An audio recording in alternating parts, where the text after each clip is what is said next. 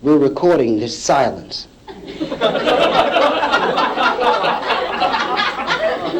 It's going to be part of my new album. We're going to have, well, we want to make the album different, so we're going to have the album will run about 38 minutes, and we're going to have 20 minutes of silence. It's going to be an out there album. Like everybody can, either you can sit there and during that 20 minutes and let your mind just wander, or you can sit there and ask the other people who are listening what's on their mind.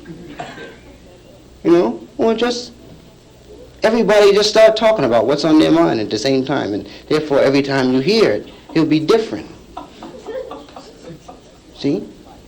So that's why I'm not being funny right now. That's on purpose. So that shows how good this album actually is.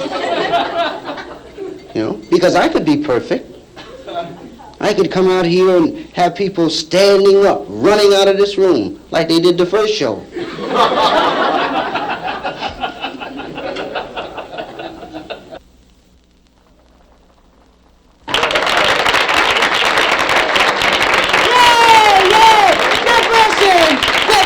Hooray!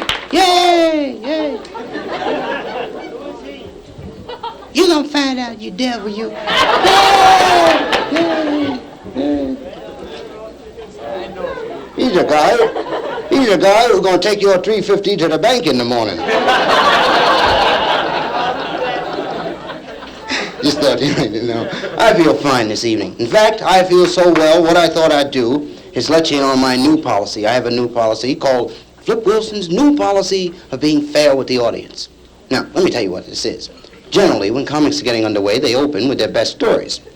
Then, once they've gained the audience's confidence, they drop the bomb. The bad story. I feel that the audience knows that every comic does bad stories.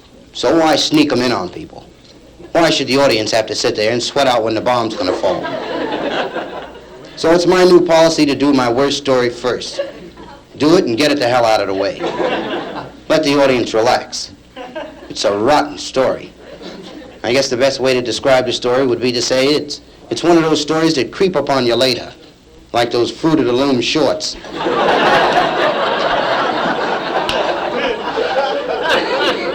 Well, let me tell you the story. You'll see what I mean. It's a rotten story. The scene is ancient Rome. There's a Roman. His name is Herman. His name is Roman Herman. That alone gives you an idea of how bad the story is. Woo, that's terrible. The fad of the era was eating berries. Everyone loved berries. They'd walk around with little pouches. The pouches would be filled with berries. One day, while Roman Herman's roaming the outskirts of Rome, that's a little rhyme. Get that rhyme? I put that rhyme in because quite often dropouts come in to catch the show. Them dumbass dropouts like those rhymes. One day, while Roman Herman's roaming the outskirts of Rome, Herman spies lying beneath a bush the most magnificent berry he's ever beheld. Herman stops. He picks the berry. He stands there praising it, admiring it. He said, damn, what a berry. So look at the shape of that berry. The texture, the way the twigs hanging on the side. 3 hours, Herman stood praising the berry. He decided to sneak the berry back into Rome.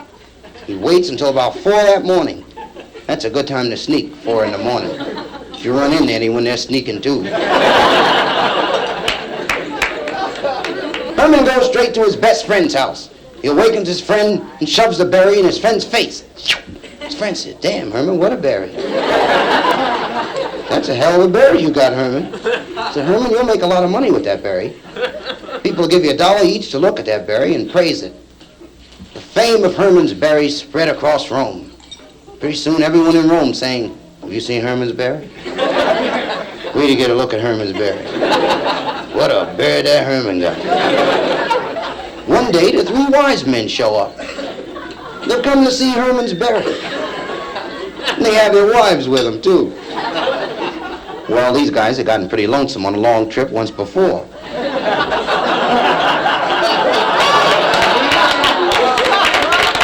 They looked at the berry. They praised it. In fact, one of the wise men's wives said, that sure is a nice berry, Herman. Give everybody a plug, you know? Herman became wealthy from the berry. He built a mansion. He got married. As a wedding present, he gave his wife his berry. Well, that's a different story.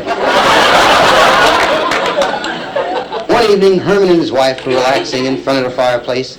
They had the berry laying on a pillow. There's a knock at the door. Herman goes to the door. There's a knock. He wouldn't have gone if there hadn't been a knock.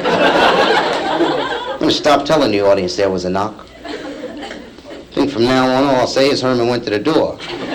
Then you can say, must have been a knock. When he gets to the door, there are two guys there. They have spears. They draw their spears on Herman. They say, you the guy with the berry? Herman said, that's not my berry, that's my wife's berry. I gave her the berry. You come to praise her berry? They said, no, we come to seize her berry, not to praise it.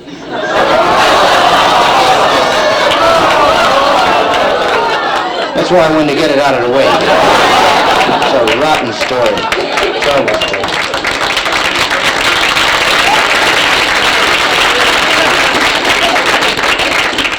You didn't have to applaud, because my manager told me to stop doing that story.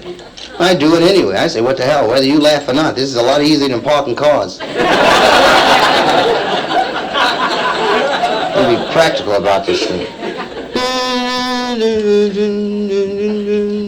I should have been a singer. Originally, I wanted to be a singer. You know, those guys get all the girls. They come out and they're sharp. They lean over the stage and sing to the girls. And the girls swoon at them. Sing that song, honey. Sing that song. You ever notice a lot of times those guys spit when they sing? Really? A lot of times they're spitting on the girls. Girls like that. So it makes girls swoon, that spit. Brings out secret passions in a girl when you spit on her. Try it. Go home some night when your lady's asleep and lean over the bed and watch the secret passion it brings out. Smack! You're shot right in the jaw. In Vegas recently, a guy came up after the show and he told me about a millionaire who lived there in Vegas who decided he wanted to give an unusual party for his friends. He called the party Night in the Everglades. From Florida, he flew in palm trees, tropical brush. He lines them around the pool. He flew in a Seminole Indian rock and roll band called Bow and the Arrows. He also flew in 20 alligators. He puts them in the pool. To impress his friend with how liberal he was, he invited his Negro gardener. Personally, I think you're being pretty damn liberal when you bring alligators. But the party's going on, everybody's having a go. And the host stops the band, he gets the guest around him. He says, look, as an added surprise, I've decided I'm going to offer either my daughter's hand in marriage or $1 million to any guy who'll swim that pool of alligators. There's an immediate undertone of conversation. Well, everybody talking. Splash! They turn and look, and there goes the Negro gardener down the pool. When he gets out of the other end, the undertone in conversation increases. The fella's friends go to him and they say, Fred, you made the offer. You gotta pay off, Fred. If you don't, everyone will say you're not a man of your word. Fred goes over to the gardener and he says, you won the bet.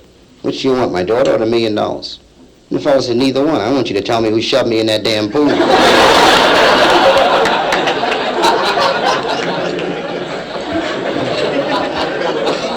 Then, not too long ago, I guess about 3 weeks ago, a lady called me. I'm in L.A. I'm doing the Joey Bishop show. The lady called me right after Joey had made the announcement that I'm on the show. The phone rings and the lady calls me. She's calling me from Chicago here.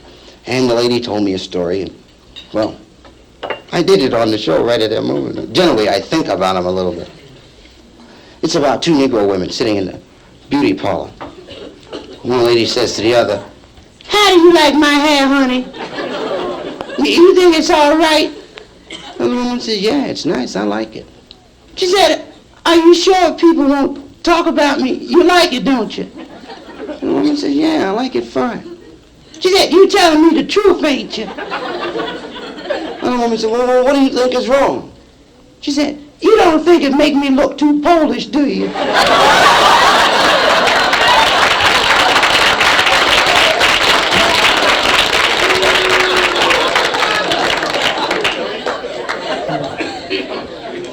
In traveling, lots of unusual things happen in traveling. A few weeks ago, I'm riding a train between New York and Washington. When I boarded the train, the first thought was to find my seat, get settled, and relax. Once I got settled, I glanced across the aisle, and I noticed the woman occupying the seat there had her baby with her. Ugly baby. Bad-looking baby. I want to make it clear that generally I'd be reluctant to express an opinion of someone's kid. But I know an ugly baby when I see one. And I had only glimpsed it. Quick look. And this fella enters the coach. He's half smashed. When he gets to the section where the woman is with the baby, he stops and he's staring. And the lady's watching him. She heard him when he said to himself, "Damn."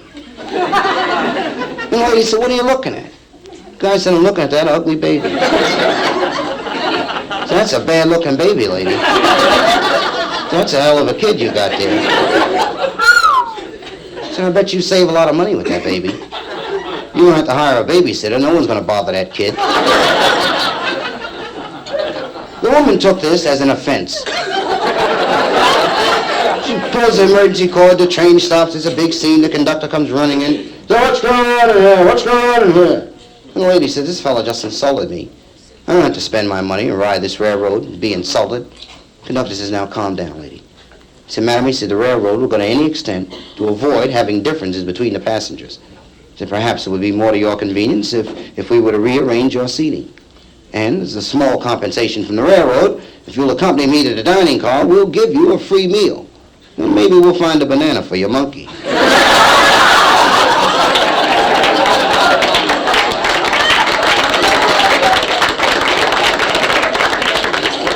Everyone has idols, people who inspire them and drive them on to new horizons. One of my idols were the Knights. Remember the Knights?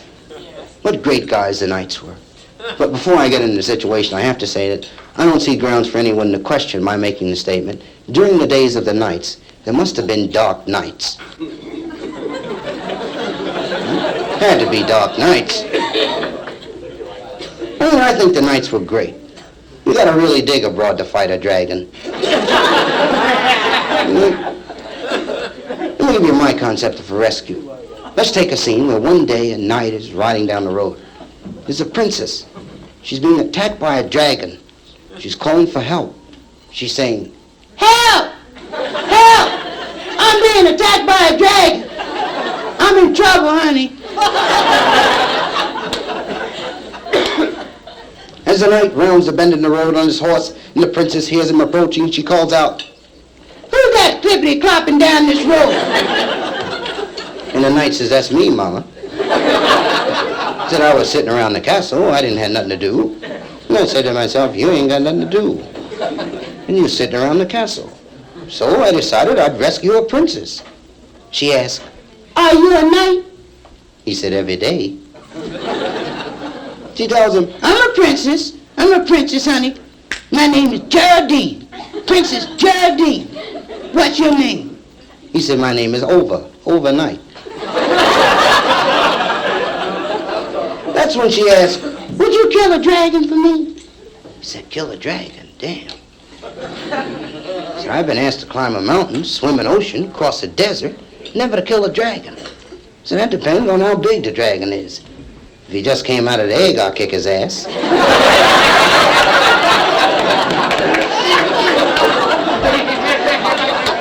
She tells him, "It's a little dragon. He's a little dragon. Yeah, but he got fire coming out of his nose. There's a hissing sound. Then, boom, the fire come out." He said, "A hissing sound, then the fire come out." He said, "That hissing sound means it's one of them butane burning dragons." That's probably the one that escaped from the chow mein company. They cook their food with dragon fire. He said, "Why don't I rescue you tonight and kill the dragon tomorrow?" She tells him, "No, you ain't either. You're gonna fight a dragon for some of this."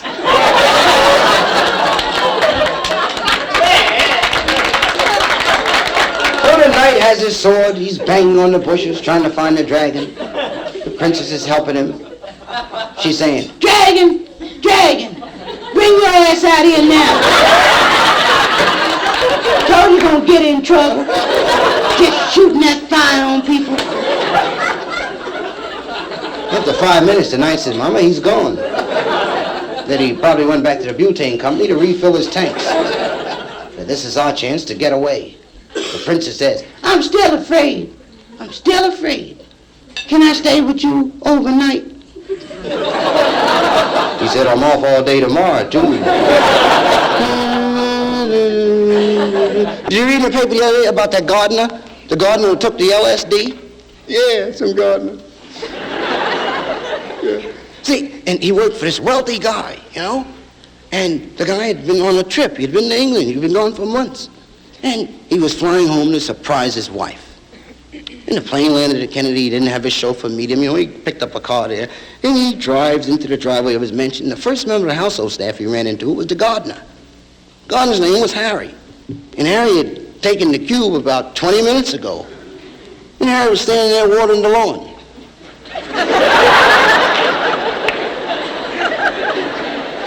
And the boss walks up and said, what's happening, Harry? I said, ain't nothing happening. He said, ain't a damn thing happening. Other than the dog died.